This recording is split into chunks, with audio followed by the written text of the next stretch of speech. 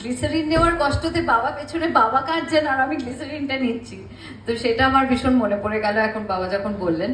আর আরেকটা coffee house ভীষণ main একটা জায়গা যেখানে খুব একটা সিরিয়াস, সরি আমি একদম আউট অফ টপিক কথা বলছি কিন্তু এখন এই ফাঁকে ভাবছি কথাটা বলবো। কফি হাউসে একটা খুব সিরিয়াস একটা দৃশ্য ছিল এবং ভীষণ ফেমাস কফি হাউস। না না, নাটের গুরুর কথা বলছি।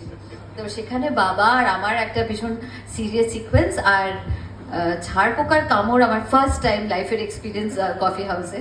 তো সে ঝাড় পোকার কামড় আর এরকম করে যাচ্ছি আর আমি সিরিয়াস ডায়লগগুলো বলছি আর বাবার কাছে প্রচন্ড জোরে বকুনিটা খেয়েছিলাম, সিরিয়াস হাও সিরিয়াস হাও বলে। তারপরে আমি বললাম বাবা আমি বড় হয়ে গেছি, বাবা লোকের সামনে বকো না, এরকম করে একটা আস্তে করে চিমটি কেটে বাবাকে বলেছিলাম। তো যাই হোক, তো সেটাই সবসময় মনে করে দিতে হয় যে আমি বড় হয়ে গেছি, সব যা বকুনি দেওয়ার সেটা যেন মেকআপ রুমের মধ্যেই থাকে, বাইরে যেন না যায়।